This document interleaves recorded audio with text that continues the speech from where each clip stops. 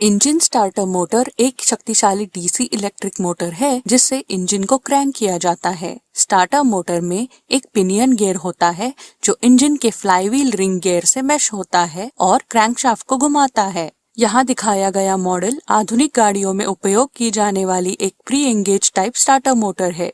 यह मोटर गाड़ियों में मौजूद बैटरी से चलती है। बैटरी से मोटर तक का इलेक्ट्रिक सर्किट यहाँ दिखाया गया है। इसमें एक स्टार्टर सोलेनॉइड होता है जो एक इलेक्ट्रोमैग्नेट का काम करता है। बैटरी और सोलेनॉइड के बीच इग्निशन स्विच होता है।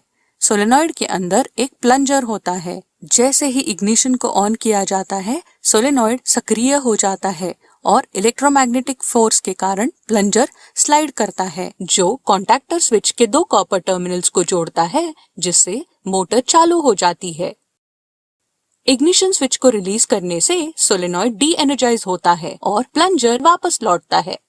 यहाँ एक सवाल आ सकता है कि सोलेनॉइड और कॉन्टैक्टर स्विच का क्यों उपयोग किया जाता है, जबकि हम मोटर को बैटरी से डायरेक्ट सप्लाई भी दे सकते हैं। लेकिन हम मोटर को इस तरह नहीं जोड़ते हैं क्योंकि ये मोटर चलाने के लिए बहुत ज्यादा करंट की आवश्यकता होती है, जिसे प्रवाह करने के लिए बहुत बड़े स्विच और तार की जरूरत होती है। इसीलिए हम सोलेनॉइड का उपयोग करते हैं जिसे ज्यादा करंट की आवश्यकता नहीं होती है। सोलेनॉइड एक और महत्वपूर्ण काम करता है। यह स्टार्टर पिनियन को स्लाइड करके फ्लाईव्हील रिंग गियर के साथ मैश करने में मदद करता है। जैसे पिनियन फ्लाईव्हील रिंग गियर की ओर बढ़ता है, यह अपनी एक्सिस पर थोड़ा घूमता है। ये घुमाव पिनियन और फ्लाईव्हील रिंग गियर को आसानी से मैश करने में मदद करता है।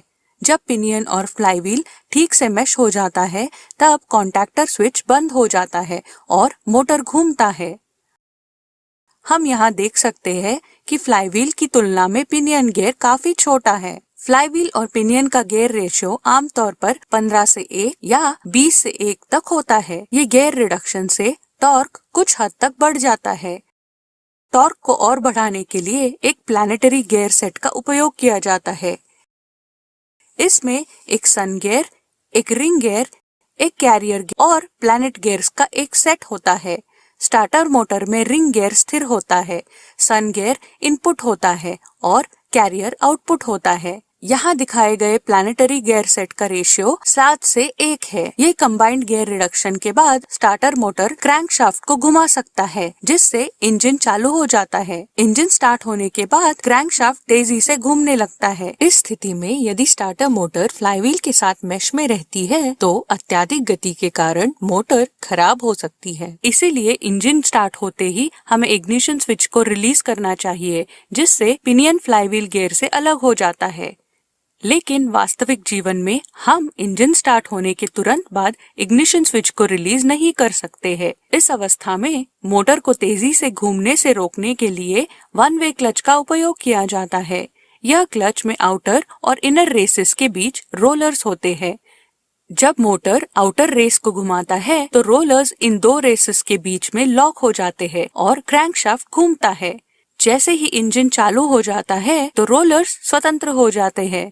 इसके बाद सिर्फ पिनियन घूमता है और मोटर तक पावर ट्रांसफर होना बंद हो जाता है।